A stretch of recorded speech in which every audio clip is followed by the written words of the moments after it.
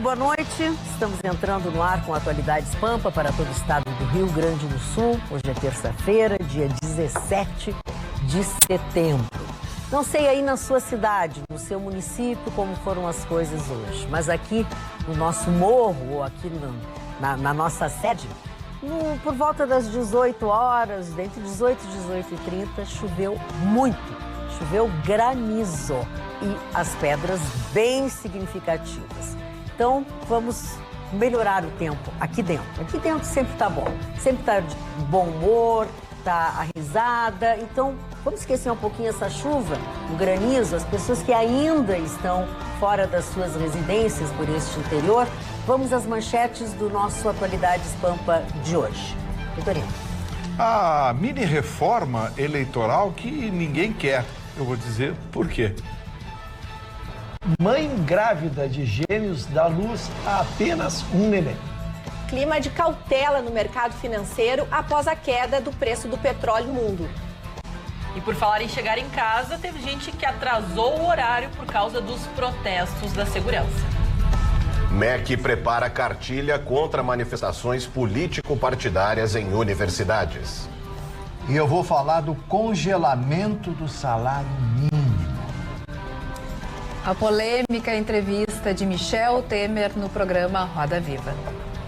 É verdade, a entrevista do Michel Temer deu muito assunto. Mas nós temos também outros assuntos, também um assunto que hoje ocupou boa parte do dia, é o fechamento dos 68 postos que tem de saúde, que é uma briga judicial que já vem acontecendo há muito tempo. Inclusive, as pessoas estão criticando o prefeito Marquesan, mas o prefeito Marquesan não tem responsabilidade. Tem que cumprir a lei, né? Ele tem que cumprir a lei, tá? A prefeitura anunciou que a decisão do Supremo mandou fechar imediatamente todas estas unidades, que na verdade a notícia é o Instituto Municipal de Estratégia da Saúde e da Família de Porto Alegre, é o IMESF. Na verdade foi feita uma contratação que a Justiça disse que não poderia ter sido. O prefeito já em entrevista disse que vai pegar essas pessoas que serão demitidas, que são muitos profissionais da área da saúde, mas as pessoas só entendem aquilo que elas querem.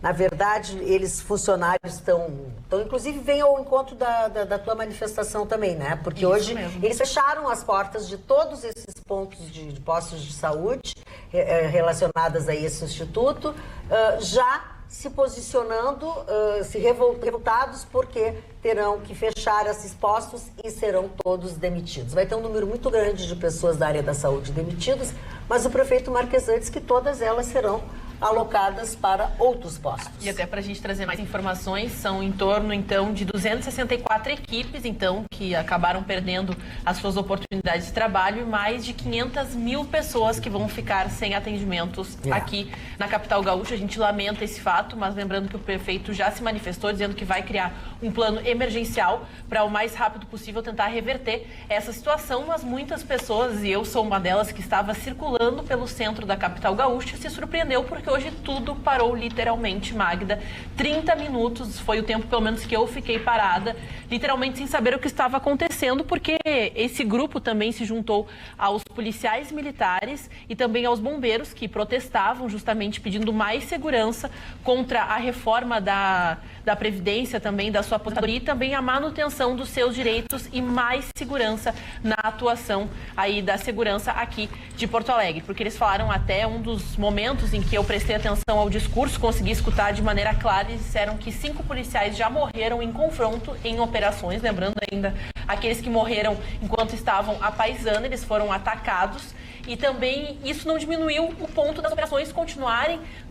Os policiais tentam sim reverter a criminalidade que está tomando Porto Alegre. Nesse meio tempo eles acabam perdendo os seus direitos também. E eles também acabavam se manifestando, dizendo que o armamento não é o mais adequado, que eles fazem de tudo para tentar proteger as pessoas que aqui moram, mas não tem esse retorno, e principalmente a contestação é que mais de 250 pedidos de aposentadoria estão há mais de 2 anos tramitando e não tem resposta nenhuma. Então eles têm que ir para as ruas e fazer o seu trabalho sem pensar nos salários atrasados e na questão da sua aposentadoria e o futuro das suas famílias. E é um problema, porque são dois problemas em um, né? Sim. Você tem a questão da saúde e do desemprego ao mesmo tempo, é justamente né? a atenção à saúde da família, Exato. aquele primeiro contato que as pessoas precisam. A gente já tem uma saúde bastante fragilizada e aí uma situação emergencial como essa soma-se ao caos do desemprego. Algumas críticas ao prefeito, Marconi, vieram no fato de que ele já sabia que isso ia acontecer, ou pelo menos já estava em discussão, e ele não tinha tomado nenhuma providência para agora. Fecha uma e já tem outra. Sim. Essa foi uma das críticas. E o que me chamou a atenção, que quem movimentou a justiça, quem entrou na justiça, foram exatamente a Associação Brasileira em Defesa dos Usuários e outras 16 entidades sindicais de classe, incluindo o Simpa, que entraram na justiça. Quer dizer, é o próprio sindicato da categoria. Da categoria, Eu não entendi. Eu também não. Eu honestamente também Será não. que é porque não pagam mais pela contribuição? A contribuição? Muito provavelmente. Eu, honestamente, eu não quero ter a leviandade de levantar Pois que é, seja... é que eu fiquei curiosa com isso. Exatamente. Me leva, assim, dado o histórico do que a gente vê, né, da postura dos sindicatos, nos leva a crer que seja isso. Mas eu acho que não seria justo, né, sem muitos elementos que confirmem isso, apontar o dedo para essa causa Vitorino, unicamente. isso te causou alguma... Não, na verdade, a expectativa que se tem em relação sempre a um tema como esse é o seguinte: não tem o que fazer, decisão do STF. É isso aqui. A pá de terra está em cima, não temos o que discutir. Agora, o prefeito deveria ter previsto, tinha que fazer, não tinha que fazer, sabe? Não dá para ficar também, o prefeito tinha que... Não tem como culpar o prefeito, ele tem que cumprir a lei. Se ele não cumprir a lei, ele vai responder por improbidade administrativa. Aliás, pior, né? Vai responder por desobediência a uma determinação judicial. São quase 77 postos que serão fechados. Não adianta. Eu me apeguei mais a sentir, perdão, Ruchel, eu me apeguei mais a sentir mesmo, como eu vi bem de perto e recentemente o caos da saúde, eu vivi isso, né, com familiares. Eu me assustei mais com isso, né? Foi mais essa questão do desamparo na área da saúde. São pessoas que realmente não tinham outra alternativa senão essas unidades. E agora, vou fazer o quê? Porque a situação, mesmo que emergencial, não é como esperar passar a noite e ir amanhã quando o posto abrir. Né? Amanhã não vai ter uma solução ainda. A gente se preocupa primeiro com os 1.840 funcionários que ficam sem atividade, né? O prefeito está anunciando em 30 e 60 dias uma solução. Eu só queria abordar a questão jurídica, porque como é difícil, o processo é de 2011, foi julgado em 2013 pelo nosso Tribunal de Justiça. E aí ele sobe. E aí tu ficas aguardando uma decisão do STF que pode demorar 1 ano ou pode demorar 10, tu não sabe. Então eu não sei. E pode ser contra ou a favor. E pode ser contra, então eu não sei o que o prefeito, estou tentando me colocar no lugar do gestor, né? O que eu faria? Eu desmonto e depois ganho a ação lá e você é acusado de ter gerado um passivo enorme, porque tu vai ter que demitir, indenizar, tu vai ter uma responsabilidade muito grande. Então eu acho que ele esperou a decisão definitiva, como disse o Vitorino, e agora vai ter que tomar uma decisão emergencial, rescindir os contratos, indenizá-los e fazer um novo sistema. Até nós temos a manifestação oficial aqui da Prefeitura que emitiu uma nota, né? Eu não vou trazer ela na íntegra, mas a parte que nos interessa que ressalta que a administração municipal e os porto-alegrenses não têm responsabilidade sobre a decisão judicial provocada pelos sindicatos há 8 anos. Eles ressaltam também a questão desse processo e pela proposta do município, os profissionais seguem atuando durante o processo de reorganização e aviso prévio. Existe também a expectativa que muitos desses trabalhadores, pela experiência e qualidade adquiridas, sejam absorvidos pelo contratante emergencial. Tomara, né? Tomara porque sim, pega a coisa pronta, né? Pega a coisa pronta. Agora é uma pena, uma área tão sensível quanto saúde, educação e segurança são áreas tão sensíveis que mesmo as decisões judiciais, por mais que estejam baseadas na lei, deveriam ter algum tipo de artifício. Por exemplo, o STF poderia dar um prazo a que a Prefeitura de Porto Alegre, em um ano, extinguisse tudo, remanejasse, fazer a coisa dentro da lei. Sabe, eu acho uma decisão como essa, olha, fecha tudo e acabou. Essas áreas, repito, são áreas sensíveis. Educação, segurança e saúde. Qualquer decisão que atinja essas áreas são polêmicas e precisam ser questionadas. O problema é que a STF é a última instância, não tem, vai recorrer para quem? É um retrocesso muito significativo, porque a gente trata de uma realidade onde há alguns anos a gente tinha postos de saúde lotados, porque a população não sabia qual área deveria procurar, para onde deveria buscar esse atendimento, e no momento em que ela aprende, ela sabe, a gente não está tratando do final de um atendimento, a gente está tratando do momento ali que a pessoa precisa, que a pessoa está consultando, que a pessoa... momento da dor, né? Exatamente, e é do desespero. Então a gente via aquelas cenas, as pessoas em hospitais que não eram da sua região, que não tinham uma especialidade para atender, então a gente vê que vai ter um reflexo agora, a gente vai ver isso acontecer ainda essa semana. Essas pessoas, muitas chegaram a essas unidades e está fechado. Vou dizer uma coisa muito triste, viu? Pode até parecer duro o que eu vou dizer, mas é verdade. Essa decisão vai matar muita gente. Claro. E a pergunta em um ano vai morrer muita gente. E a pergunta que eu faço é o seguinte, o tribunal não tem um joguinho de cintura, alguma coisa para fazer assim? Quer dizer, isso talvez outro planeta. Isso talvez faltou, isso sim. Fosse uma visita ao STF, claro. Aqui como a gente lembra, né? Tu é recebido, sim, pelo secretário de Saúde. Para ter uma conversa com eles, para que isso pudesse ser negociado. Não a decisão judicial que tu não negocia. Eu não sei se mas aconteceu, mas acho que deve Mas a segunda preocupação minha, dona Marta, é que como nós temos excesso de mão de obra e falta, quer dizer, temos mais pessoas que querem trabalhar do que vagas, possivelmente profissionais muito capacitados, né, vão deixar de atender porque lhes serão oferecidos uma renda menor e até essa continuidade que a gente imagina, ela não vai acontecer. Eu acho que nisso eu concordo. Eu acho que faltou um pouquinho de, se não dava para prever ou se a decisão era previsível, mas pelo menos, olha, tá bom, vamos cumprir o que vocês decidiram, mas me dá um tempo. Claro. Dá um tempo. Falando em decisão do STF, também nesse sentido, o ministro Alexandre de Moraes hoje deu o aval do acordo do Fundo Bilionário da Petrobras. Então, parte do Fundo Bilionário vai para ações na Amazônia, como prevenção, fiscalização, combate a desmatamentos e tudo mais. E a outra parte, que é 1,6 bilhão, vai para a educação. E aí a previsão de ações relacionadas à educação infantil, para o Ministério da Cidadania, enfim, é uma decisão importante. A gente realmente tem que usar esse dinheiro da Petrobras para chegar até a população. E se a Amazônia está precisando de dinheiro, está aí uma boa solução de pegar parte desse dinheiro e implantar ali na Amazônia. E por falar em dinheiro, é difícil explicar para o cidadão, por exemplo, essa questão da saúde também envolve, né, falta de dinheiro ou administração desse dinheiro. E a gente discutiu recentemente aí, por exemplo, como é que tu explica para um cidadão numa situação emergencial dessa, a gente discutindo fundo partidário, por exemplo, né? Toda essa quantidade, esse caminhão de dinheiro. Eu vou falar nisso. Mas eles recuaram hoje, eles recuaram, né? Eles recuaram, né, cara? Recuaram, mas mesmo assim ainda é muito doloroso para o cidadão mais leigo, que está principalmente precisando numa situação emergencial, sabendo que não tem dinheiro para aquela unidade e partidos, então, mergulhando num caixa forte de É mais ou menos como uma família que está devendo chegar alguém com um carro novo. Estacionar o carro na garagem. Marconi, tu sabe que a gente comenta muito aqui, porque a gente fala em números, pra gente, foi roubado X, mas esse X tu pode dividir por vidas, porque pessoas morreram, pessoas buscaram atendimento e não tinha, né? As estradas não foram melhoradas, olha, mexe com a nossa vida, a gente só pensa que é números, não tem, levaram não, mas a consequência disso na vida de todos nós é esse. E ter partido virou negócio no Brasil. A gente foi tão abalroado por esses roubos todos que o brasileiro acabou perdendo a capacidade de se espantar com o absurdo.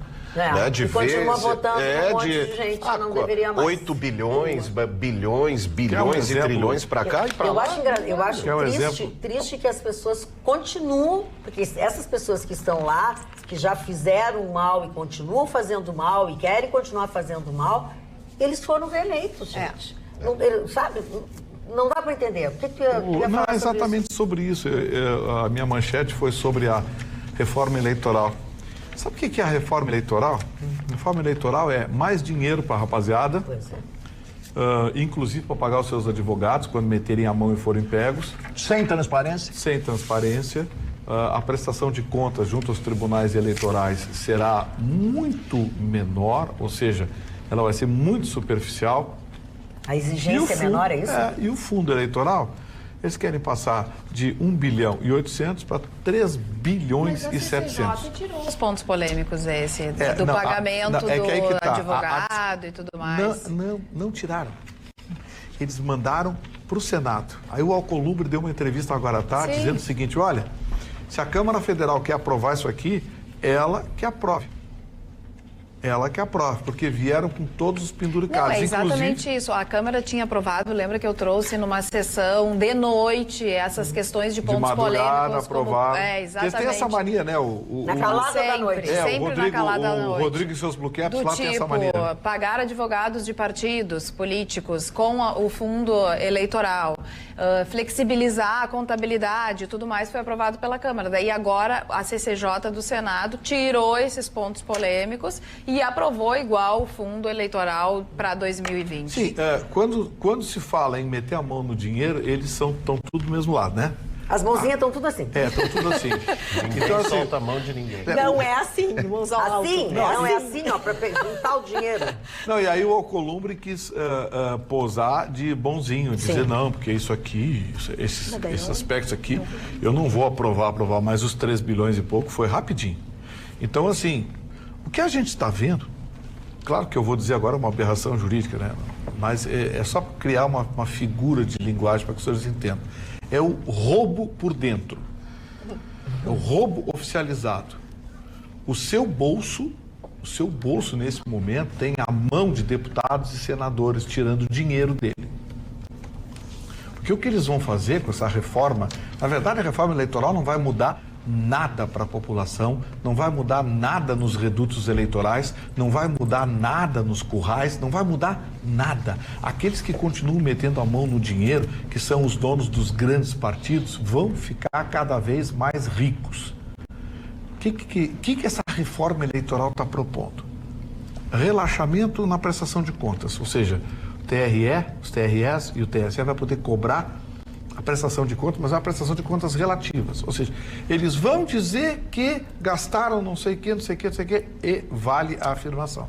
Não tem comprovante. São as penas da lei. Mas passa de 1 bilhão e 800 milhões para 3 bilhões e 700 milhões o fundo eleitoral. A redivisão dos partidos vai ter alteração de coeficiente.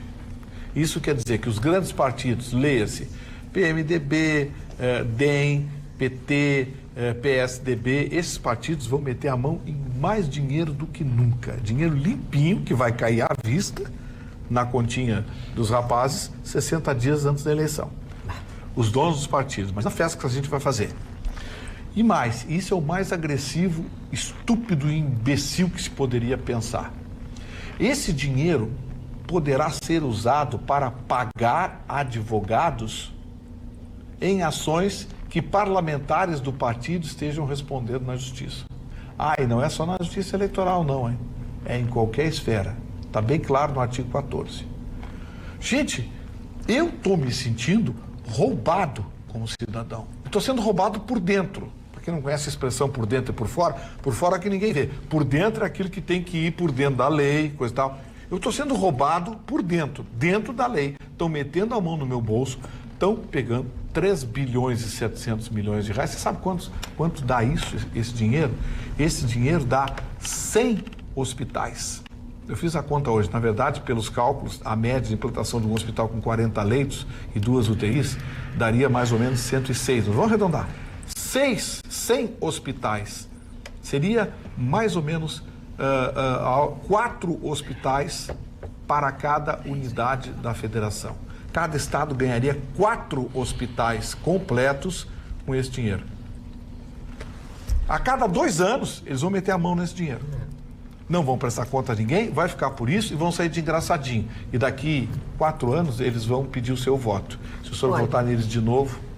O seu Luiz do Alegrete, ele perguntava justamente sobre isso. Acho que já fica esclarecido, então, o que o senhor tinha perguntado. Não, e numa análise a gente lembra que os últimos escândalos relacionados ao fundo, né, eleitoral estão justamente em notas sequenciais de serviços que não foram comprovados. E a gente fala que são impressões de folders, que são a alimentação que é distribuído em um comício. Então a gente fala assim, esses pequenos detalhes que surgem, o 1.000, os 2.000, os 5.000, os 10.000, que quando não é investigado, quando você não sabe da onde vem, e a gente coloca ao novo projeto, se não vai ser investigado, a gente vai falar, vai abrir novamente essa porta para pegar esse dinheiro e colocar aonde? Ninguém sabe até hoje. Bom, a gente viu que na última eleição, 1 bilhão e 800 deu aquela confusão.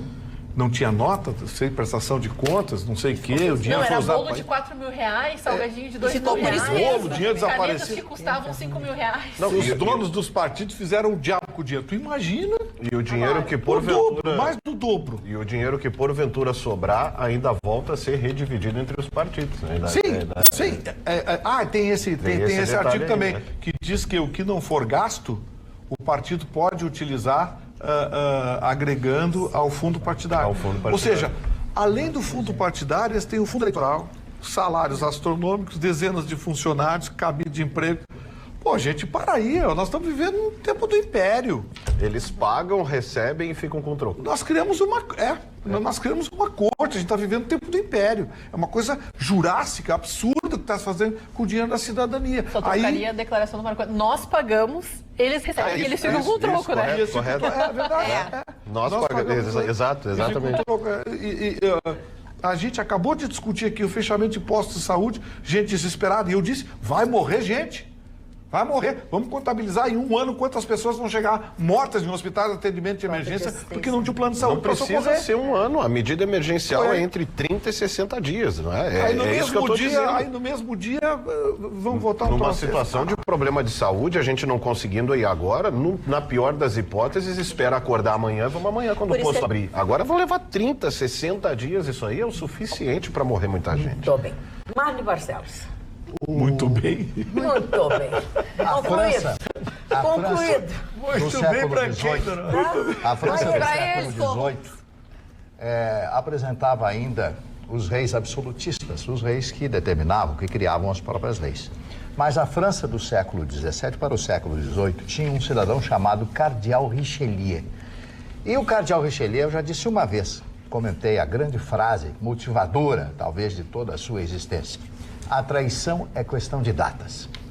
E o que acontece? O Ministério da Economia desse grande país, que é o nosso país, que eu amo, que nós amamos tanto, está planejando congelar o salário mínimo para os próximos anos. Ou seja, através de uma PEC, uma alteração da Constituição, o salário mínimo não seria mais reajustado pelos índices de inflação. Alega o Ministério da Economia que o salário mínimo rege todos os pagamentos do país. E aí eu ouço os colegas de mesa aqui falar a respeito dos 3 bilhões de reais que os políticos querem para fazer as suas campanhas eleitorais já o ano que vem e depois para a presidência da República, quando tivermos esta eleição. Eu considero isso uma traição. Por quê? O salário mínimo é a base de tudo. Tudo está subindo. O gás de cozinha está subindo, tudo sobe, as pessoas estão desesperadas. No momento em que você blindar, em que você parar de corrigir, não é o aumento do salário mínimo, é a correção pela inflação do salário mínimo, tudo desmorona. Porque o salário mínimo vai continuar em R$ 1.000, R$998, e as coisas vão continuar subindo, porque nós temos um processo inflacionário. Ele pode ser pequeno, mas em alguns determinados produtos, que às vezes nem tem, às vezes existe até uma deflação. Eu considero isso uma traição para o povo brasileiro. O ministro da Economia, que é um homem sábio, que é um homem inteligente, que está procurando espremer de todas as formas essa orgia orçamentária que nós temos no país, esse gasto que existe em todos os poderes, desde o Supremo Tribunal Federal, onde um rapaz para colocar toga ganha milhares e milhares de reais por mês para trabalhar ali, para ser assessor, etc. Todos eles. Então, lá no Senado, para que tanta gente trabalhando? Quanto gasta um senador por mês? Quanto gasta um deputado federal por mês? Quanto gasta um deputado estadual? Tudo isso eu estou lançando aqui, conversando, falando para vocês, abrindo meu coração.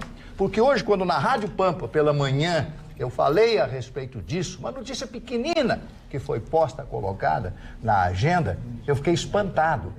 Não proporcionar, pelo menos, a recuperação de tudo que o salário mínimo pode dar, ou seja, corrigir pela inflação, me parece o maior absurdo e uma grande traição com o povo brasileiro. Se essa PEC passar, por favor, eu não aguento mais. Sinceramente, Desculpem eu abrir meu coração dessa forma, mas eu estou profundamente revoltado com isso. Ah, vamos economizar porque o salário mínimo vai... Mas o que me interessa? Quem é que ganha salário mínimo? Aqueles que estão em Brasília, eles não ganham salário mínimo. Nenhum deles ganha salário mínimo. Salário mínimo é gorjeta. É gorjeta. E isso me deixa terrivelmente preocupado com a situação do nosso país. É um jantar para eles. Ah, mas é gorjeta. É gorjeta. Desculpem. E aí é que vem, o nosso país está num caos tamanho, Martin, que quem paga o salário mínimo é o empresário falido. É o empresário que tem um custo absurdo, que gostaria de estar empregando 15, 20 pessoas e está demitindo todo mundo, porque não tem como honrar o salário mínimo. E quem paga esses salários exorbitantes é todos nós. Então, eles ganham. Se a gente ganha, se a gente não ganha, tanto faz, eles continuam recebendo. Então, o funcionário público continua recebendo. Então, eu só queria fazer essa observação. Deixa eu questionar uma coisa. O salário mínimo não é um problema para o empresário. O salário mínimo é problema das prefeituras do interior. Os prefeitos do interior é que pressionam. Prefeituras muito pequenas, quando recebem a pressão do salário mínimo, eles reclamam. Mas eu não fujo dos argumentos do Marne e nem dos da Roberta. Eu trocaria os argumentos da Roberta pelos argumentos que ela aplicou porque o empresário, as empresas, elas têm condição de suportar o salário mínimo. Tem condição, elas suportam bem, equaliza custo e suporta. O funcionário é que não tem condições de viver com o salário mínimo. O funcionário é que não tem condições de viver. Não, e outra coisa, Marne, olha bem, você espreme o salário mínimo por causa das prefeituras do interior. Aí você vai ver, tem prefeitura aí com 10 mil, tem cidades com 10 mil habitantes que tem 12 vereadores. Falando só para dar esse fechamento, uma informação de salário mínimo, há um tempo atrás eu trouxe sobre essa defasagem do salário mínimo. E atualmente, segundo os cálculos, o salário mínimo deveria estar em 3.400 e alguns quebrados para poder honrar um custo básico de vida de uma família de 4 pessoas. Então vejam a situação em que o nosso país se encontra. Mas atualmente tu tem um salário mínimo, tu já está melhor do que 13 milhões que estão sem salário. Eu hoje na fila do banco eu fiquei ouvindo, não sou surdo, né? Eu acabei ouvindo que... É só o teu relógio que não quer parar. Que ele não funciona. É um belo depoimento, hein? Pois é, inclusivo, né? Inclusivo.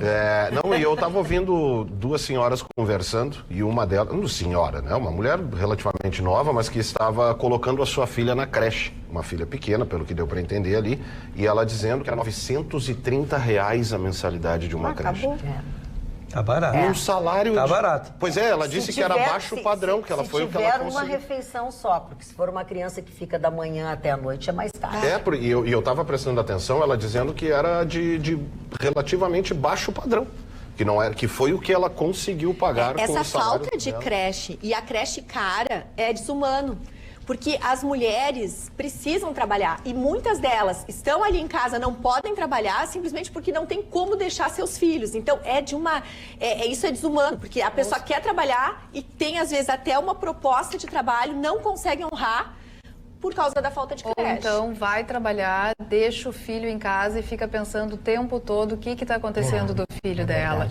Ou contrata uma vizinha para dar uma olhadinha na criança e as crianças vão crescendo nas comunidades sem a atenção devida e assim ficam mais vulneráveis ao tráfico e tudo mais. E já passou, porque não está só a comunidade mais, não.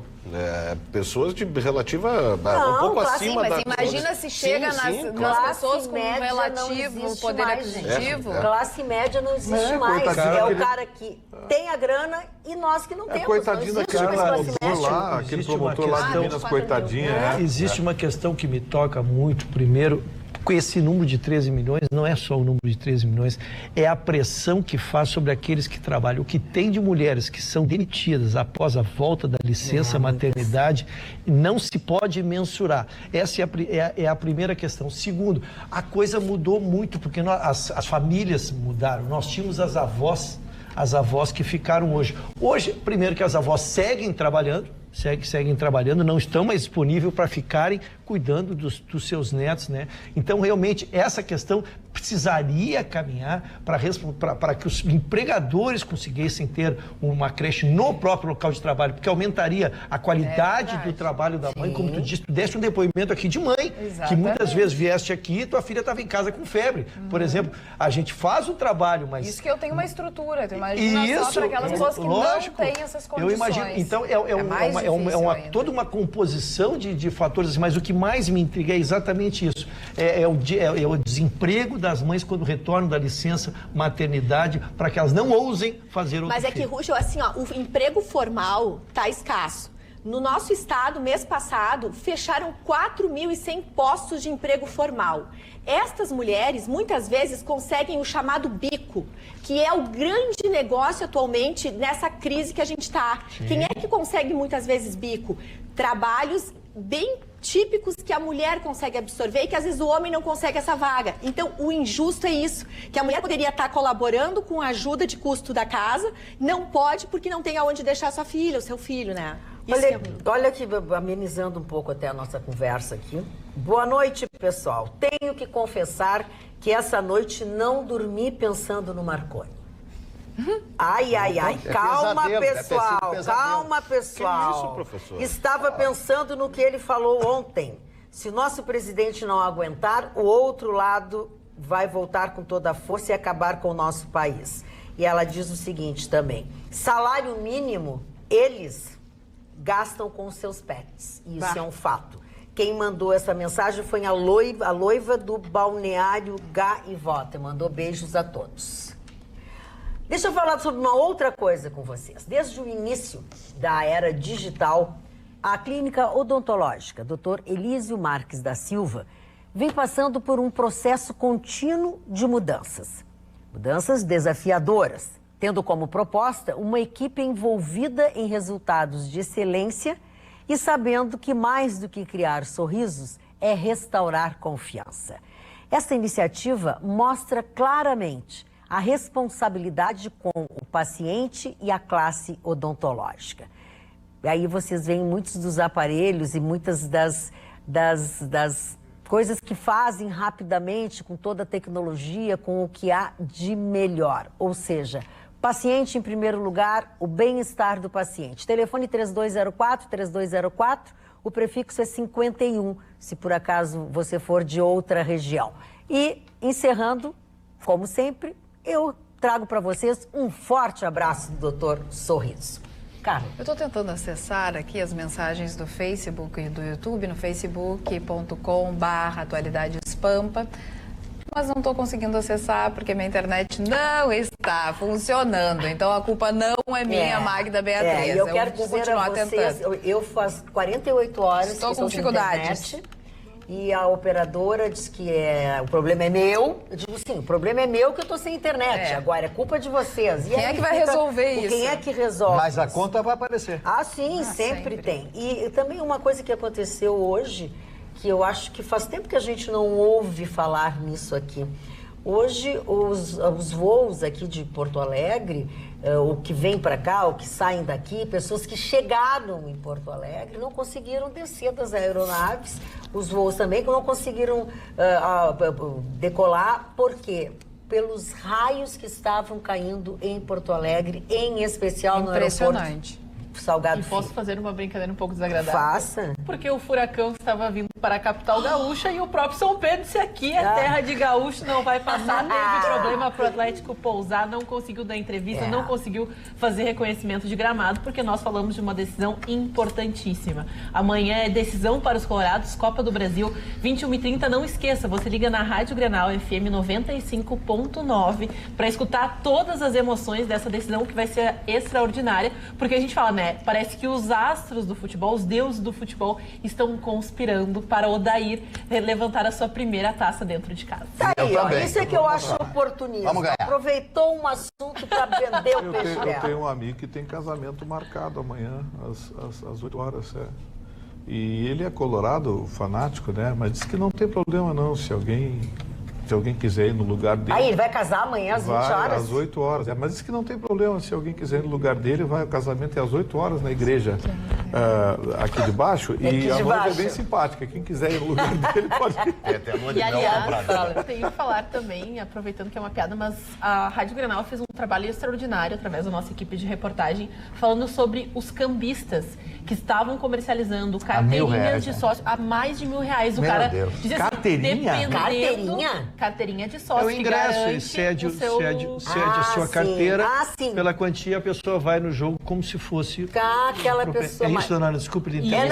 Eu não tinha entendido. Como o senhor é todas essas informações lá no Eu não devolvo para esse vigarista. www.radiogrenal.com.br, a matéria do Bruno Flores, do Diogo Rossi, fizeram um trabalho extraordinário, né? A nossa equipe conseguiu áudios dos cambistas dessa transação, então é absurdo a maneira que se trata. A gente fala de torcedores que pagam suas mensalidades em dia, buscam o serviço do Esporte Clube Internacional, fazer o seu check-in. Devagar, o sistema não ajuda. Devagar. Né? E a gente acaba indo para a mão de alguém mal intencionado que quer lucrar com uma paixão que é o futebol. E essa matéria também nós temos aí, a matéria está no OSU também, a matéria na íntegra, nós vamos botar o link para vocês aí, tá? Que vigário. Por sinal, a dona... osu.com.br, tá a matéria ali também. A dona Ana, que é de uma modéstia muito grande, ela fez um trabalho como produtora que envolveu toda a equipe da Rádio Grenal, com seus locutores.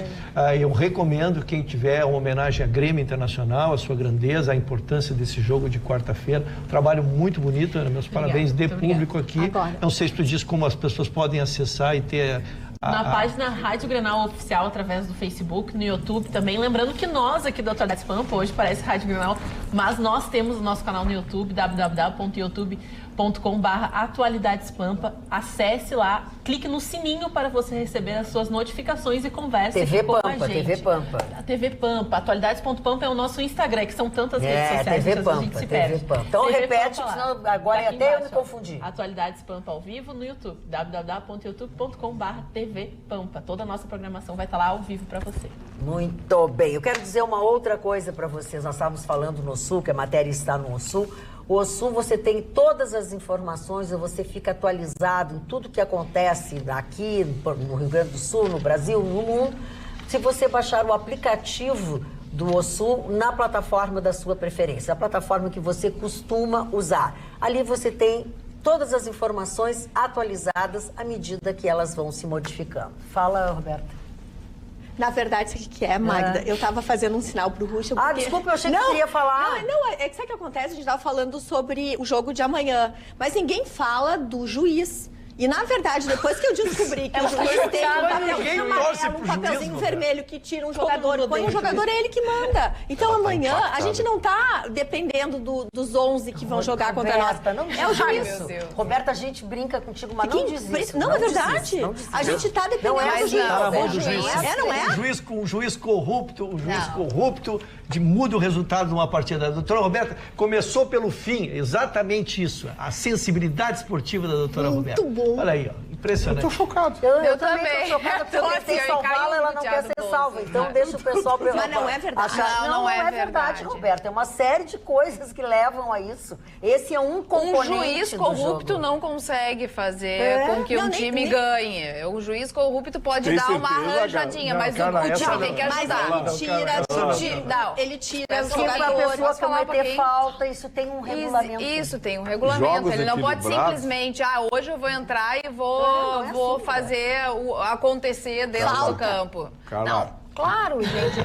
Todo juiz, ele interpreta determinados fatos. Os juízes dentro de um campo de futebol ou dentro de uma sala de audiência. Eles estão ali para interpretar. Existem regras. Aqueles juízes que não obedecem a regra não vai sair assim roubando na maior cara de pau do mundo, entendeu? Dona Carla, deixa eu dizer uma coisa para a senhora. O Ruxo está fazendo isso como uma brincadeira porque o Ruxo é gremista. Não, ele não está brincando, é sério. E eu vou dar um exemplo. Eu estou tratando de uma forma animada uma matéria que quem vive do futebol como a gente se depara com ela diariamente. Então larga o futebol de mão. Se é o juiz, não é o time de futebol que tem que treinar, que tem que ter bons jogadores. É verdade. Se não tem um time de futebol que tem que ter bons jogadores, que tem que ter um bom técnico, que tem que ter uma boa zaga, que tem que ter uma boa estrutura e um bom ataque. Deixa eu só concluir meu comentário, por favor. Querido, tu fala... Não tô tensa. Olha, tô falando de futebol agora. Me contrata pra Rádio Grenal. A Carla tá explicando como é que é, porque do jeito que vocês estão explicando, parece que não adianta o futebol não é. Então pega qualquer perna de pau, põe lá, porque quem resolve quem é que ganha ou perde. Imagina o Vitorino jogando futebol, coisa horrível. Não, mas assim, ó, eu entendo a posição da Carla, mas a Carla tem uma visão romântica do futebol. Quem vive dentro do futebol, e aí o Ruschel já foi dirigente do Grêmio, vive em vestiário, sabe como é que é. Eu, por quase 30 anos, fui locutor e repórter esportista, sei bem como é que funciona a coisa. Vou trazer um exemplo aqui, que só os que têm idade avançada, no caso eu, Marne Barcelos, acho que o doutor Ruschel também, sem querer, né? Mas assim, alguns anos atrás tinha um diretor de arbitragem da CBF chamado Ives Mendes, que com autorização da Polícia Federal gravaram as conversas dele com dirigentes de clube. Ele vendia jogos de futebol. Ele vendia os jogos. O resultado. Não precisa ser tão antigo. O Internacional perdeu um campeonato brasileiro justamente por uma penalidade marcada que não existiu e depois se soube que era uma estruturação da arbitragem para vender os jogos, e até o Wellington Silva recentemente teve que estar na Espanha, no seu ex-clube, numa investigação onde teve manipulação dos resultados, onde até, dependendo da situação, se compram times, não apenas a arbitragem, para que os resultados impeçam que os times acabem indo para a segunda divisão. Agora tu não pode partida, mas tu não pode generalizar. Generalizar, isso que está me apavorando. Mas é que, Carla, quem é que vai dar amanhã, Gustavo Vitorino? Vai dar Internacional ou vai dar o Furacão? As equipes que vão para os jogos. Quem é o que o juiz vai decidir? Eu vou responder. O que eu quero dizer é o seguinte, é que quando as equipes são muito equilibradas, 2 ou 3 decisões do árbitro decidem a partida. Mas isso em jogos finais, por exemplo, ou quando está uma reta final de campeonato, que equipes equilibradas se enfrentam, 2 ou 3 decisões decidem a partida. Amanhã a torcida internacional está entusiasmada, está feliz, está esperançosa, mas eu vou dizer, não vai ser um jogo fácil, não. Não, mas aí não precisa ser dupla. Mas não é o juiz que vai jogar, né? O Atlético Paranaense é um bom time. O que eu quero dizer é o seguinte, amanhã é um desses jogos que um erro de arbitragem pode decidir, não a partida, ou o campeonato. Ok. Falando em amanhã, você sabia que a Pelo 100 é pioneira no estado em depilação? Depilação segura, rápida, sem necessidade de agendar horário. 16 anos de mercado, a Pelo 100 trabalha com profissionais treinadas, dando assim excelência para um atendimento eficaz e garantido. Sistema de depilação diferenciado, com cera natural e exclusiva. Possui cabines individualizadas com depilação feminina, mas também masculina.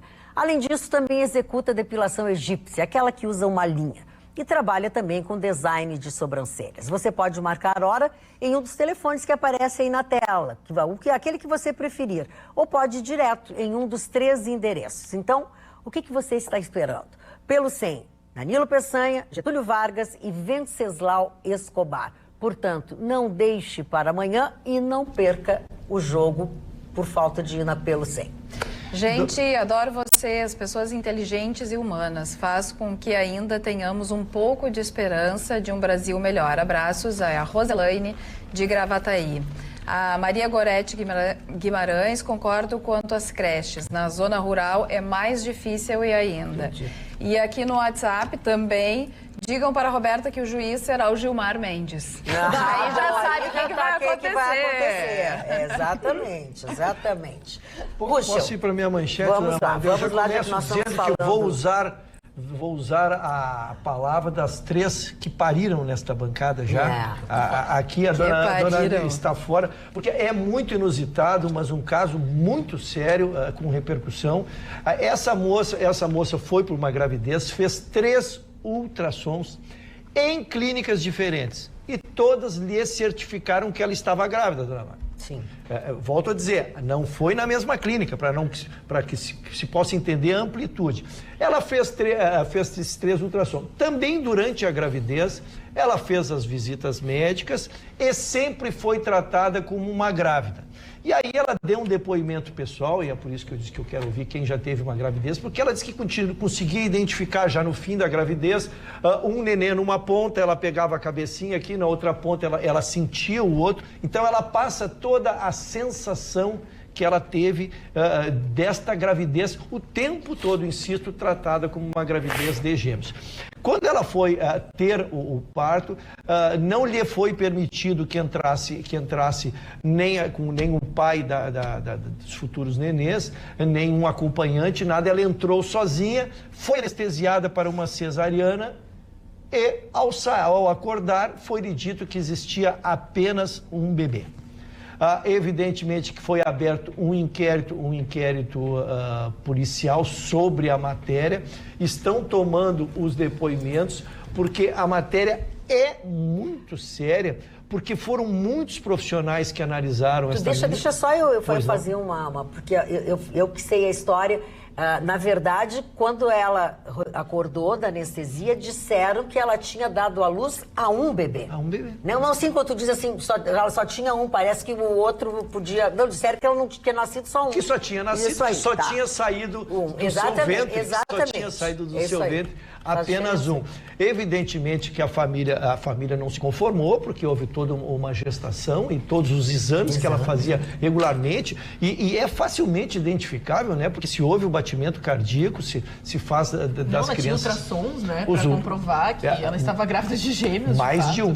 E aí foi aberto o inquérito policial. Então, se está na fase de depoimentos, o inquérito foi aberto primeiro com a possibilidade de erro dos ultrassons, embora ninguém consiga explicar como é que clínicas diferentes, né, com aparelhos diferentes, teriam provocado o mesmo erro. A matéria é muito singular, muito séria. Eu consigo prever o dano moral a esta moça, porque eu imagino tu teres uma gravidez de um nenê e perdê-lo é terrível. Tu ter a gravidez, da certeza de 2 nenês e dizerem que tu só tem um, ficará aquela sensação, aquele vazio, aquela dor, né, muito grande que ela terá que conviver. Então eu queria um depoimento para ver se não é possível, para quem já deu à luz e convive 9 meses com uma barriga, se elas poderiam se enganar tanto de ela ter a percepção, não quero nem entrar nos aparelhos, mas ela ter a percepção de que tinha 2 nenês dentro de si, né?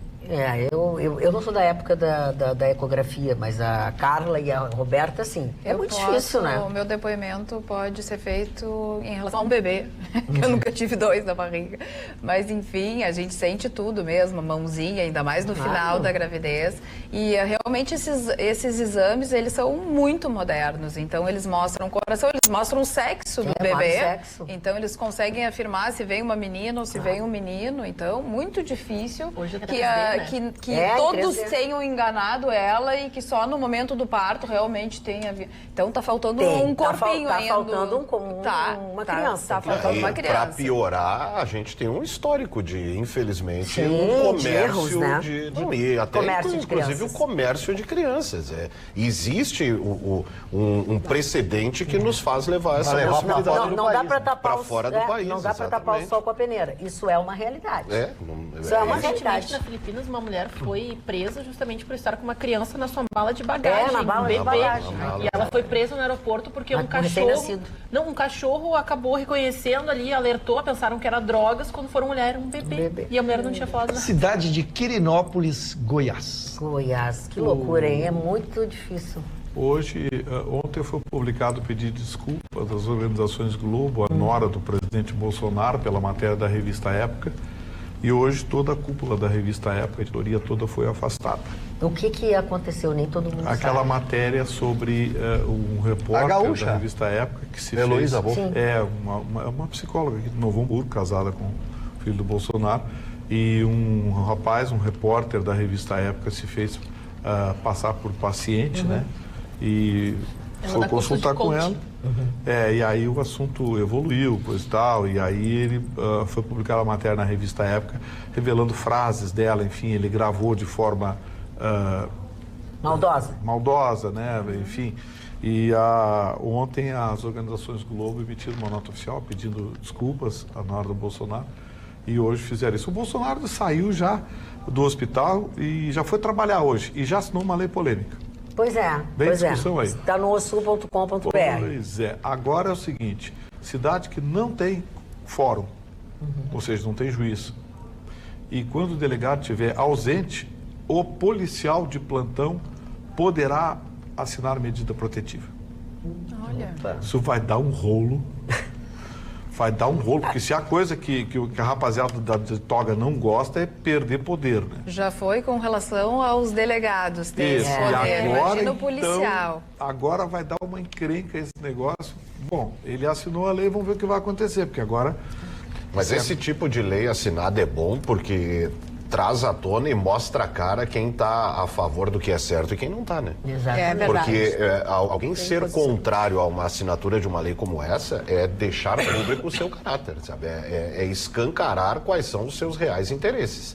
Infelizmente, nós estamos numa franca evolução e positiva no sentido de reconhecer a vulnerabilidade que está a mulher, né? Isso acho que foi uma evolução, porque a primeira evolução, nós lembramos aqui, foi permitir que os próprios delegados já possam fazer a medida protetiva, não ficar na dependência de um juiz, né? Se não tinha o juiz. Agora está se estendendo ao delegado, porque a vida, o bem maior, ao policial, o bem maior é a vida, né? Então, parece uma evolução. É isso, você ficar contrário a essa assinatura pelo receio de perder aquela sua hierarquia. E ainda obriga o autor a ressarcir o Estado pelas despesas com o SUS e também com relação a todo o maquinário que precisa, por exemplo, o sininho para chamar a polícia e tudo mais, que a mulher utiliza. Então, ainda tem isso previsto também na lei. Agora, como vai fazer para cobrar? Essas associações de magistrados, negócio, vão fazer um berreiro. Vai dar uma gritaria.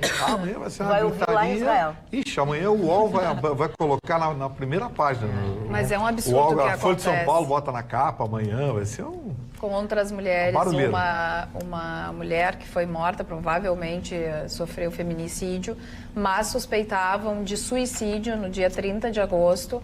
Ela de Fortaleza, uma empresária de 46 anos, agora deu a reviravolta no caso, porque apareceu um vídeo no qual mostra o filho arrastando ela para dentro do elevador, tentando fazer alguns movimentos para ver se ela estava ou não estava, né, viva, enfim. E daqui a pouco chega o namorado, eles parecem que têm uma conversa, tiram a mulher e aparece a imagem dela realmente toda ensanguentada e olha, a gente tem o vídeo aí, ó, do menino entrando com ela, é um horror. E aparece que ela foi machucada, que ela foi agredida no rosto. E ela tá... Então, ela tá desacordada e o filho tenta acordar, tenta falar, mas não consegue. Então, o delegado agora vai investigar se isso não foi um caso de feminicídio e não suicídio. É um menino, 14 anos, o filho 14 dela. anos? Eu digo em relação à idade, se já é um rapaz ou se não, é um adolescente. Um adolescente.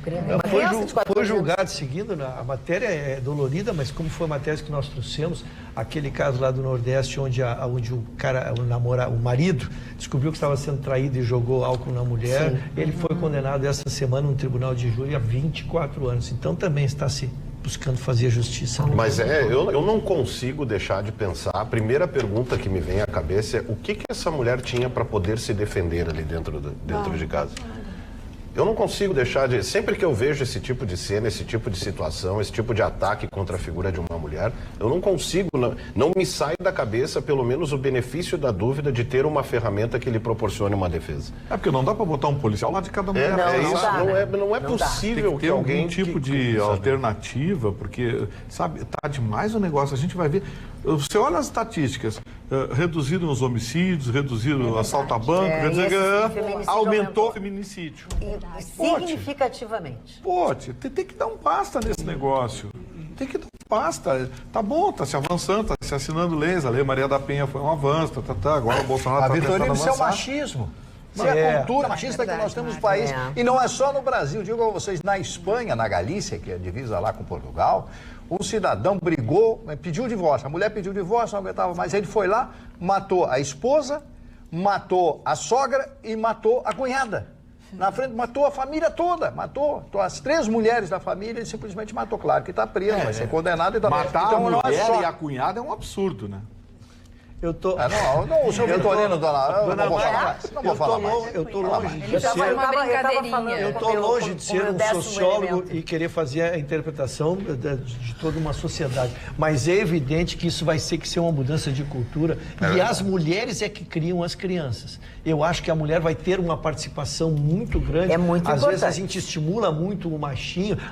Meu filho algumas coisas. Não, eu acho que ali vai ser, então, é uma mudança para 10, 20 anos, mas que as mães trabalhem os seus filhos exatamente nesse respeito à mulher. Na própria estruturação das famílias brasileiras, hoje a gente vê que quem provém, às vezes, a sobrevivência de um lar é a mulher. Às vezes a mulher que tem sim um companheiro, como a gente destacou aqui, que a mulher às vezes tem mais possibilidades de bico, como a Roberta citava, mas também mulheres que são as únicas responsáveis, às vezes, por criar essas crianças por causa do abandono paternal. E a gente fala que às vezes até esses instrumentos e tudo mais, a gente coloca que sim, tem que ter uma maneira melhor de se defender, mas também que isso não vire uma ameaça para aquela mulher que está dentro da própria casa. Vire contra porque ela, a gente coloca, recentemente, o caso que uma mulher que conhecia um homem através da internet, eles se falavam há 6 meses, ela resolveu fazer um jantar para ele na sua casa, o homem entrou, drogou ela, e fez absurdos, espancou ela por uma briga que tinha, parece, com o seu filho, e acabou assim por uma situação, ela acordou no meio da noite, estava sendo espancada, drogada. Então a gente fala assim, tem que ter também, mas às vezes a cultura mudar essa situação de que o homem acha que tem a posse, que ele é o dono, que aquela mulher lhe pertence. Até um amigo meu, a gente estava numa situação complexa que nós falávamos sobre essa situação, ele muito surpreso, ele fala assim, Ana, eu percebi que às vezes eu tenho histórias de ex complicadas e as mulheres não têm porque os homens se sentem no direito de matá-las. Eles não acham assim, que pode fazer, por exemplo, a gente fala às vezes um homem que uma mulher persegue, que fica enchendo o saco no Facebook, mas o homem vai lá e toma uma atitude de matar ela. Vocês lembram o caso que também saiu o resultado essa semana? Estou aqui dando embaixador, o que ele era? Ele diplomata. Foi um diplomata. Foi o caso mais rumoroso. Thompson Flores. Foi gravado, a moça gravou as agressões. Ele foi condenado não só criminalmente, como indenizá-la também 1.200.000. Aquele que bateu nela no quarto? As imagens também. São todos julgamentos que estão ocorrendo, ou seja, a justiça também está repondo Dona Magda, eu queria fazer primeiro um elogio à dona Ana, porque ela está com um perfil lindo no ar, estava olhando lá no monitor, mas está muito bonita, né? Mudou o cabelo e tal. Eu não vou elogiar porque eu sou mal interpretado. Deixa eu só aproveitar a série dos elogios para dizer que você está fazendo o maior sucesso nas redes e hoje você está despojado, assim, tem uma virada na manga da camisa. Presente da família Malma. Um gato. Presente da família Malma lá de Magistério. Então, tá, estiga no seu assunto. Daqui ele vai para as bocas. Eu não estou aguentando mais o show de Não, ignora. Ele está indo lá faz a egípcia. Sabe o que me disseram? Quando ele chegar no Muro das Lamentações, é capaz de dar uma cabeçada. Ele vai discordar do Muro das Lamentações. Exolamentar mais ainda. Mais ainda. Eu quero falar de um livro aqui, o livro da filosofia, que foi indicado pelo meu neto, Tiago, né? E esse livro traz muitas frases que você diz e nem sabe de quem é que escreveu essa frase. Por exemplo, os fins justificam os meios. Essa frase é do Maquiavel. E é um livro fantástico porque tem todos os grandes filósofos, as grandes frases. A vida será mais bem vivida quanto menos sentido ela tiver, né? É um livro maravilhoso, está aqui a capa do livro, a Carla vai mostrar para vocês. É pesadinho o livro, né? E isso aí dá uma cultura fantástica. Quem gosta de filosofia, o meu neto é apaixonado, vai tirar agora filosofia e tal, vai fazer seu curso universitário, vai ser acadêmico, e ele, evidentemente, por recomendação do professor dele, que trabalha em sala de aula, com esse livro, né? Com esse livro fantástico. Então, as pessoas que gostam de filosofia, por favor, comprem esse livro maravilhoso que vocês vão ter um grande avanço cultural dentro da área filosófica. E a filosofia é essencial para a vida. Não existe vida sem filosofia. Que orgulho, hein? Que orgulho. Sempre lembrando que filosofia... É muito chique isso. Muito legal. Neto indicando um livro para o seu avô. Mas só poderia ser Marvin Barcelos, o avô, que gosta tanto de filosofia, de leitura e tudo mais. É o fundamental. Só do tempo que Neto indicava pro avô a Playboy. Bom, deixa pra lá. Dona Magda, sempre lembrando que filosofia é filosofia, amigos da sabedoria. Não podia ser mais apropriado. Muito bem. Falando em amigos da sabedoria, não esqueçam de nos acompanhar pelas nossas redes, no Instagram, @atualidades.pampa, no Facebook, Carla, que é facebook.com/tvpampa e no YouTube é youtube.com/... Perdão. Começa apaga. Instagram, @atualidades.pampa. Aliás, estamos com um crescimento exponencial, quase chegando aos 10 mil seguidores. Vai lá, curte lá no Instagram. Depois tem o Facebook, que é facebook.com/atualidadespampa, e sim no YouTube, que é o canal da TV Pampa, www.youtube.com/TV Pampa. Agora sim eu acertei. E mande mensagem para esses canais, porque fico mandando a minha página aqui. Ai, saudade do Marne, eu amo o Marne tá lindo. Para com esse troço. Fala, Roberta, tua manchete. Magda, a gente teve ontem um movimento bem brusco no mercado financeiro, o que gerou um grande impacto nas bolsas de valores do mundo inteiro, em razão de que na Arábia Saudita 2 grandes refinarias foram atacadas, e isso fez com que grandes refinarias que a gente fala são simplesmente responsáveis por 5% da produção mundial. Isso equivale a 9,6 milhões de barris por dia. É o que foi atingido no domingo. Com essa situação, houve a presunção de que houvesse a redução de petróleo no mundo. A Petrobras ontem teve o seu valor de mercado no seu maior patamar, né? E hoje ela teve uma grande queda. Isso é natural. Ao mesmo tempo, por exemplo, companhias aéreas que ontem tiveram forte queda na bolsa aqui no Brasil, em razão de que a querosene ela aumentou pelo aumento do barril de petróleo, hoje se estabilizou e elas fecharam em alta. Então, é um jogo de ioiô. O que está por trás disso tudo? A Arábia Saudita, ela apoia parte de uma guerrilha. Existem 2 guerrilhas brigando muito no Iêmen. O Iêmen é o país árabe mais pobre dessa região. E eles têm uma guerra civil absurda. É um genocídio que estão acontecendo já há 5 anos. E a Arábia Saudita apoia um grupo e há um outro grupo apoiado pelo Irã. O grupo rebelde Houthis foi quem disse que fez esses ataques à Arábia Saudita. Toda a região sabe que, na verdade, foi o Irã que atacou e, inclusive, vai haver na próxima semana uma assembleia na ONU, em Nova York, aonde os Estados Unidos vão provar, com provas, segundo eles, cabais, de que sim, veio do Golfo Pérsico esses mísseis e, portanto, vem do Irã e não do Iêmen o ataque à Arábia Saudita. Os Estados Unidos, apoiando a Arábia Saudita, disse que se foi o Irã, vai sim declarar guerra contra o Irã. Havendo esse processo de guerra no mundo, a gente vai ver que vai haver uma mexida mundial na nossa economia. Não se sabe para onde vai. A questão é que hoje a nossa bolsa fechou em alta com mais de 104 mil pontos. O dólar caiu um pouquinho, fechou em 4,7. O mercado acha que vai ficar entre 4,7, 4,10, não vai passar disso, mesmo com essa onda de instabilidade. A Petrobras anunciou que não vai mexer no valor do diesel, da gasolina, até esse primeiro momento não ficar mais estável. Então, esse nervosismo internacional e essas negociações de grandes potências mundiais faz com que a gente fique de olho e, assim, a gente sabe que não vai haver a mesma previsão que se tinha para dezembro para o Brasil. O Copom vai se reunir amanhã, eles hoje passaram o dia inteiro se reunindo e, a princípio, vão manter a expectativa do mercado de baixar os juros mais 0,5%, ficando em 5,5%. Então, hoje, o que nós temos no nosso país? Uma inflação baixa, porque o consumo está baixo, vamos ter um juro mais baixo, né? Agora, se isso vai se manter até o final do ano, ninguém sabe, porque o que está acontecendo no mundo nos próximos 15 dias... difícil saber. Olha aqui, ó, nosso telespectador Davi Rodrigues fala o seguinte: vocês falam todos os dias das decisões esdrúxulas dos bandidos do Supremo, dos deputados federais e do Senado.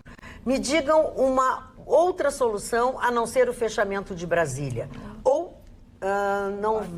vão vir com aquele papinho de pressionar seu deputado e seu senador. Uma revolta civil, infelizmente, é a solução para uma nova construção e começar um país de novo. O Brasil, um país que não deu certo, é a opinião do Davi Rodrigues.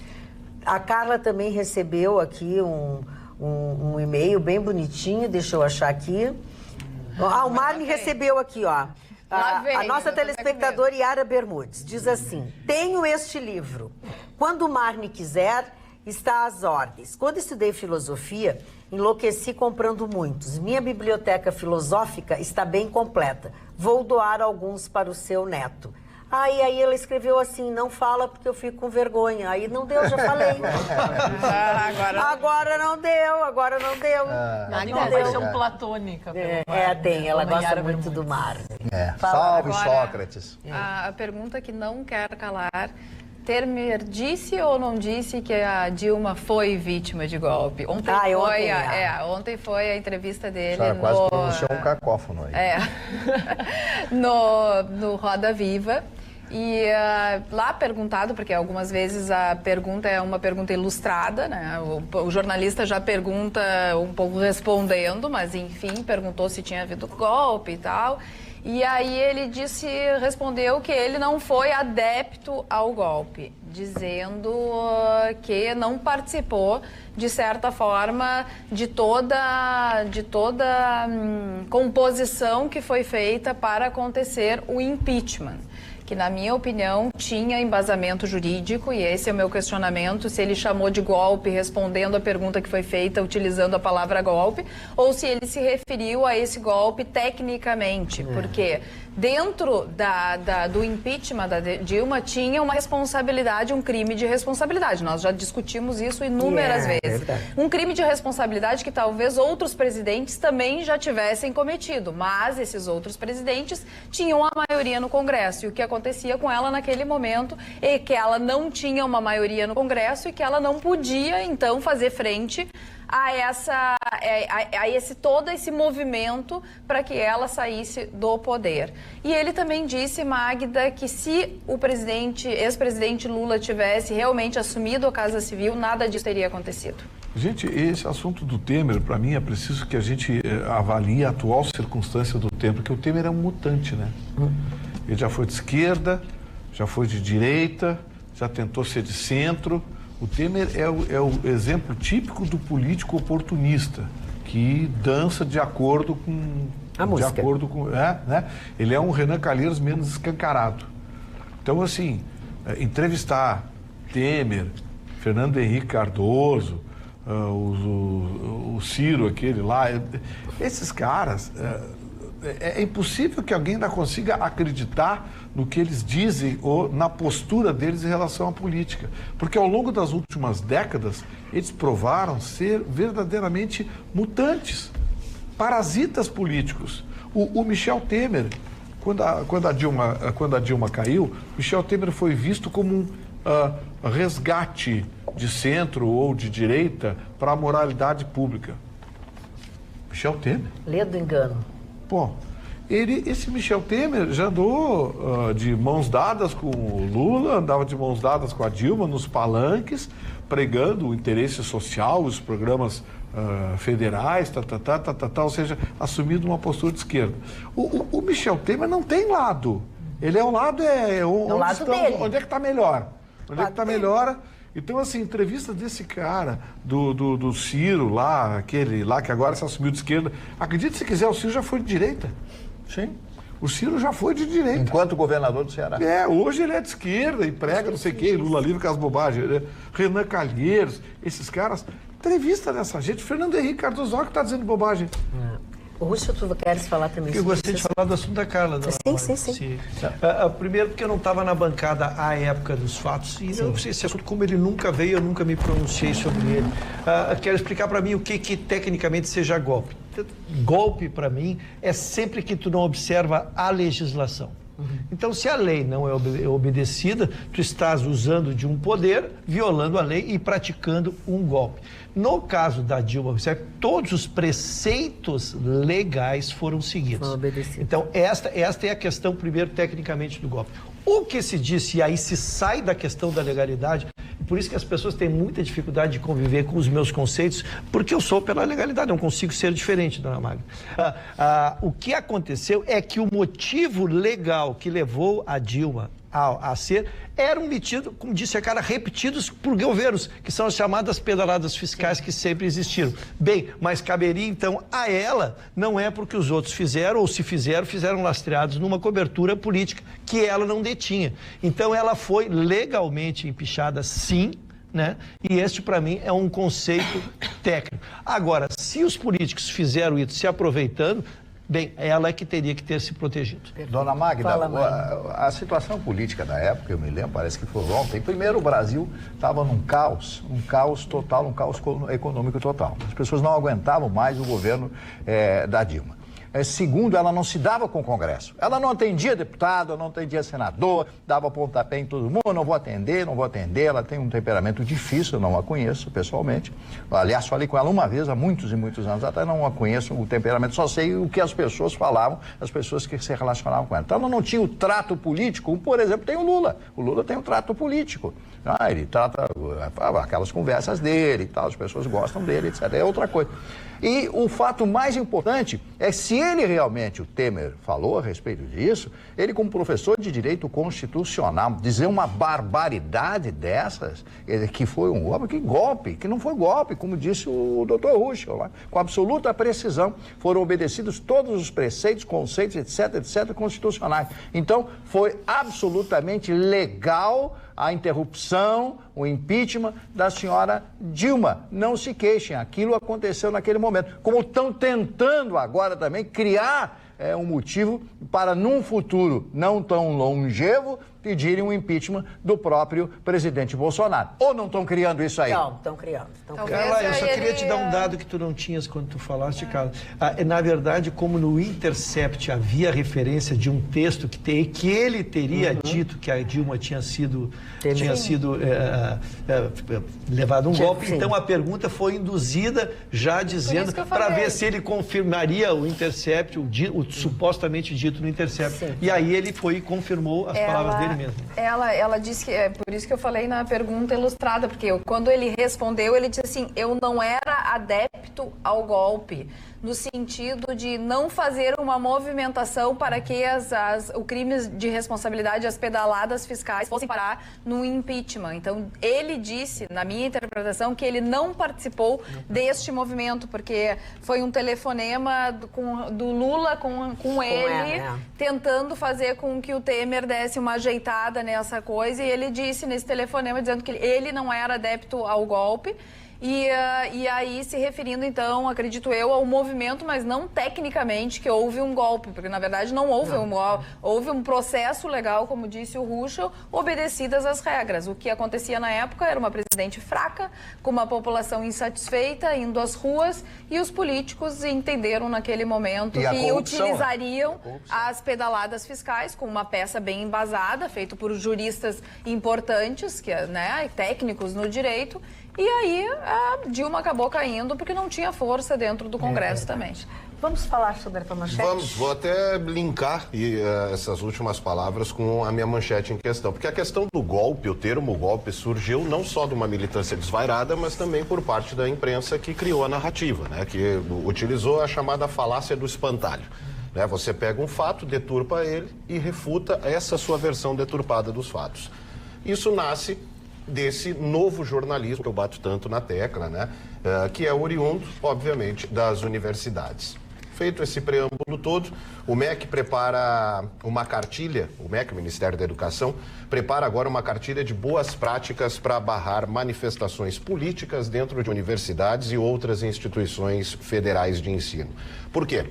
A Federal de Santa Catarina está enfrentando uma greve de alunos aí que estão insatisfeitos com os recursos, né, o direcionamento dos recursos. Porém, veio à tona disparado o alarme quando confirmada a presença de Guilherme Boulos na quinta-feira, durante a manifestação, e também a existência, isso eu não confirmei, recebi informações de alunos da universidade, tenho amigos que estudam lá e que entraram em contato comigo, alegando que existe inclusive um subproduto de um acampamento Lula livre lá dentro. Né? E aí bateu-se então nessa tecla dentro da universidade. Então, segundo o MEC, o objetivo dessa cartilha é orientar cidadãos, servidores e gestores sobre a conduta adequada para evitar ilícitos referentes aí às movimentações político-partidárias dentro da universidade. Eu reuni algumas imagens de federais espalhadas pelo Brasil. Não é Cracolândia, não é presídio. Isso é ambiente de universidade federal no Brasil. Inclusive, eu peço desculpas à nossa audiência. Algumas das paredes ali têm alguns palavrões, alguns termos que fazem parte do linguajar desses novos alunos, né, desse novo subproduto dessas fabriquetas de militantes que nós temos espalhadas aí pelo Brasil. O objetivo, um dos pontos, é impedir justamente o uso do patrimônio material e imaterial de uma instituição de ensino, o que estaria ferindo aí, então, a Lei 8429 de 92 de improbidade administrativa. E lembrando que por patrimônio material e imaterial entende-se aí a estrutura, né, da instituição.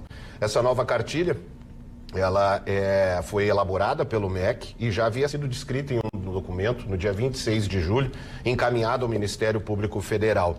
Nesse documento, então, o governo afirmou que o material será enviado a todas as universidades e instituições de ensino federais aí que formam. Por quê? Porque eu bato nessa tecla, né? Sempre. Só nesse último mês, a gente viu jornalista chamando criança que participou de desfile de moleque imbecil, mandando ele se alfabetizar.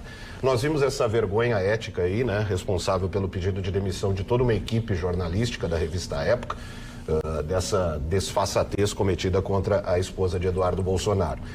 Agora me fugiu o nome da jornalista, mas nós vimos uma das jornalistas da Globo News se referir ao presidente como Bolsonaro. Né? Que são esses linguajares aí praticados dentro. O ano passado eu tive uma visita, inclusive não é só federal. Isso é infame. Infame, e não é só na federal. O caso é um pouquinho menor nas privadas, mas eu tive na... também. Sim, eu fui convidado a um projeto Vozes do Rádio da PUC e me apavorei com o que eu vi dentro da Famecos. Me apavorei. A Faculdade dos Meios de Comunicação Social, no geral, é aquele linguajar que até, assim, a gente entende dentro da capacidade cognitiva dessa militância ensandecida. Tem um vocabulário, então eu reuni alguns nomes, né? Eles se referem ao presidente Bolsonaro como Bolsonaro, Bolsonaro, Bolsonase, e um que eu não entendi, honestamente, eu não sei se eles são meio tati-pitati, eu não sei como é que funciona, que é Biruliro.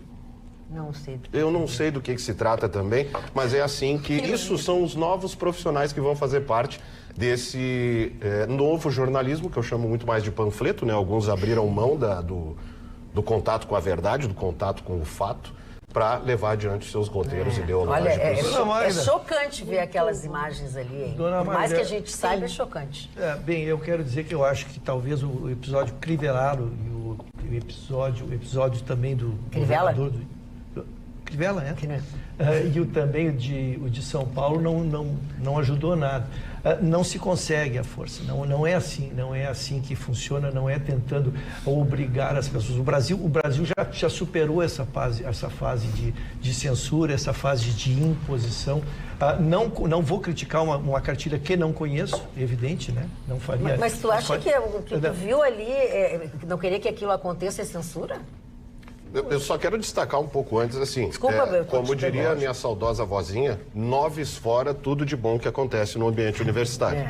Né? A gente sabe que tem excelentes projetos, que tem excelentes alunos, que tem pessoas dispostas a estudar, inclusive essa reclamação que eu recebi de alunos da Federal de Santa Catarina são de alunos que não sabem o que fazer, mas eu, por exemplo, tenho um rapaz que já trabalhou comigo, que foi estagiário, que não consegue sequer um professor orientador, porque o seu trabalho de conclusão no curso de jornalismo é sobre a direita e o presidente Bolsonaro. Ele não consegue um orientador. Eu acredito. Ele não consegue um orientador. Ele não consegue se manifestar nas salas de aula porque ele é visto como todos os Fico feliz com o complemento da manifestação do Marconi, porque é exatamente nessa linha, né? Porque o que nós mostramos uma parede direcionada a um comentário, nós estamos desmistificando ou criticando toda uma faculdade, todos os jovens que fazem um novo Brasil. O Brasil mudou. É isso que eu quero dizer, Dona. Com cartilhas e com coisas, com dogmas e obrigações, tu não vai conseguir nada, muito menos com o jovem. Como eu disse, não vou fazer uma crítica prévia a uma cartilha que Não conheço. Mas o sistema do Crivella, o sistema também do governador e também da nossa chefe aqui da Câmara dos Vereadores, Mônica Leal. Minha querida Mônica Leal, as coisas não podem funcionar assim. As coisas têm que ser trabalhadas, as coisas têm que haver formas de convencimento e de diálogo e de debate para que se atinja um objetivo. É que eu só quero, sendo a filha, né, de uma instituição, supostamente, né, não sei exatamente as palavras do Marconi, mas sou filha da FAMEX, né, me formei há menos de 2 anos, hoje integro aqui a bancada do Atualidades Pampa, falo que sempre aprendo e sempre aprendo com um contraditório, com divergente.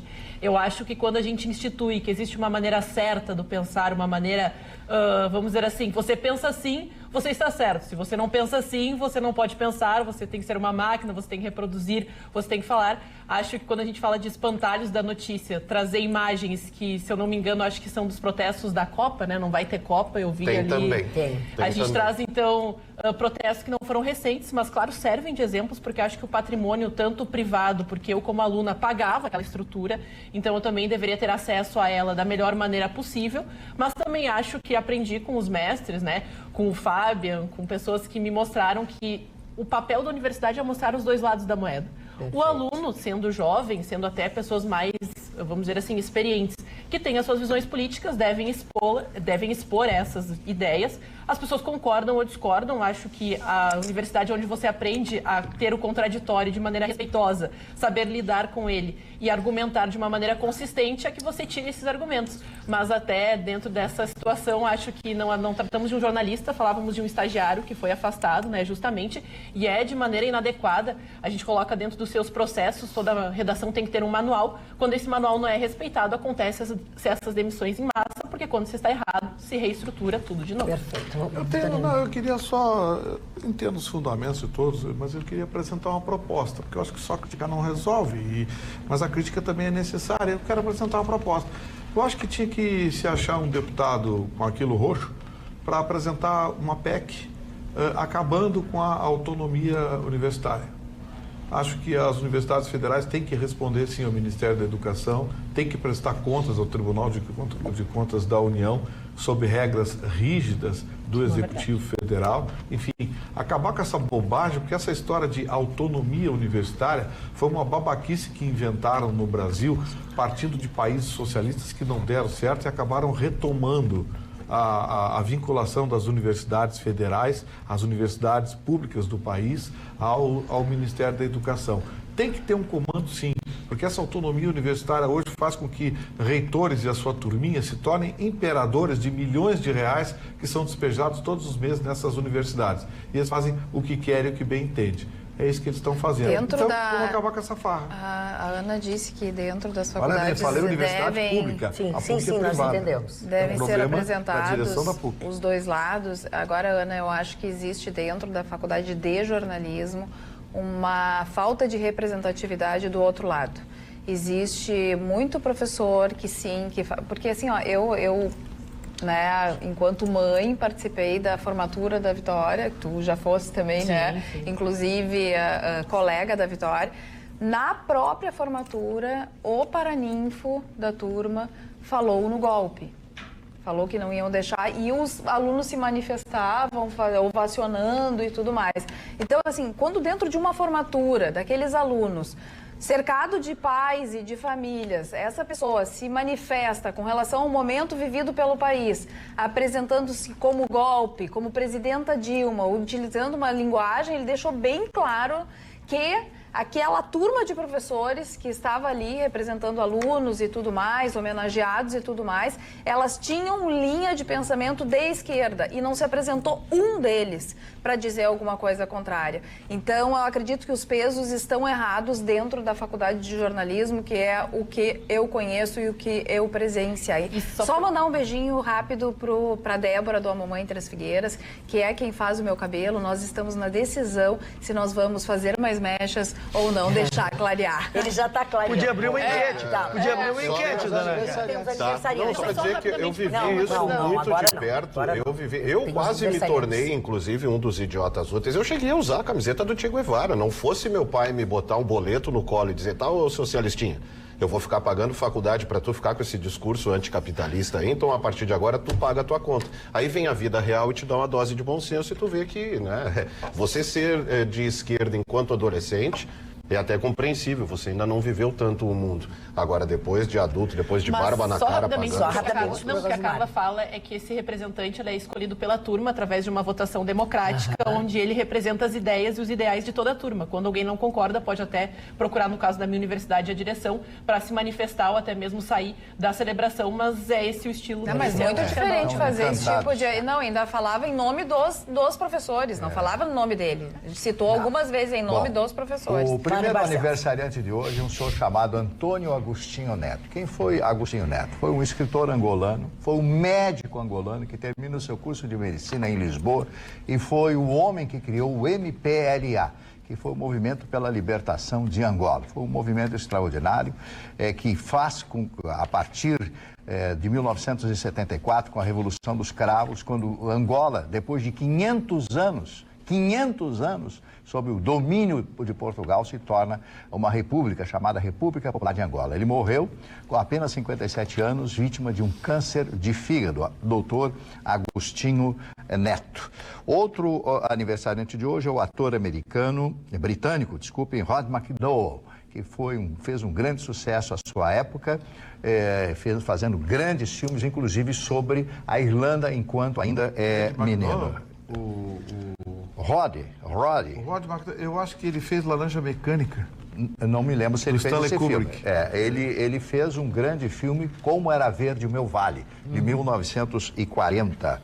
Anne Bancroft, uma maravilhosa atriz de origem italiana, o nome dela era totalmente diferente, que fez um filme chamado A Primeira Noite de um Homem, com o maravilhoso Dustin Hoffman e a lindíssima Catherine Ross. É um dos filmes inesquecíveis que eu assisti. Outro aniversariante de hoje, a Cassandra Patterson, que é uma atriz americana, e também a Sandra Pera. Sandra Pera, irmã da Marília Pera, atriz, né, que era das Frenéticas também. A Marina Lima, cantora, completando hoje 64 anos de idade. A Fátima Bernardes, completando 57 anos no dia de hoje. Meu querido amigo César Filho, jornalista brasileiro, completando hoje 54 anos de idade. A Mariana Lima, atriz brasileira, não é Mariana Lima, que é uma atriz brasileira, fez algumas novelas. A Negra Lee, que é uma cantora brasileira, que também fez algum sucesso. Vem na Festa Nacional da Música. Teve, tá confirmado. Os aniversariantes de hoje.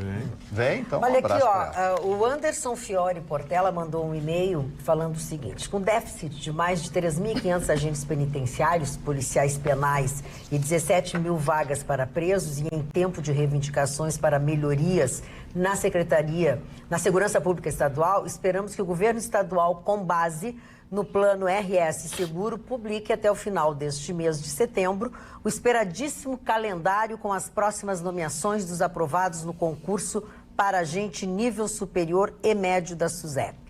Há cerca de 600 agentes de nível superior e outros 700 agentes de nível médio esperando pelo governador. Abraços a todos vocês, que são ótimos profissionais. Anderson Fiore Portela. Magda, deixa eu mandar um abraço para a Lilian Sardi, amiga nossa, telespectador do nosso programa, que está sempre com a gente, que está fazendo aniversário hoje. Um abraço, Lilian, feliz aniversário, obrigado pela audiência. Muito bem, e eu quero lembrá-los que sábado, 7h30 da noite, tem Melhores Momentos do Atualidades Pampa. Você não pode perder. Você pediu e nós aqui atendemos. 7h30 da noite de sábado, Melhores Momentos. Agora, c'est fini, como diria o personagem aqui. Voltamos amanhã, logo depois do Jornal da Pampa. Tenham todos uma excelente noite. Até lá.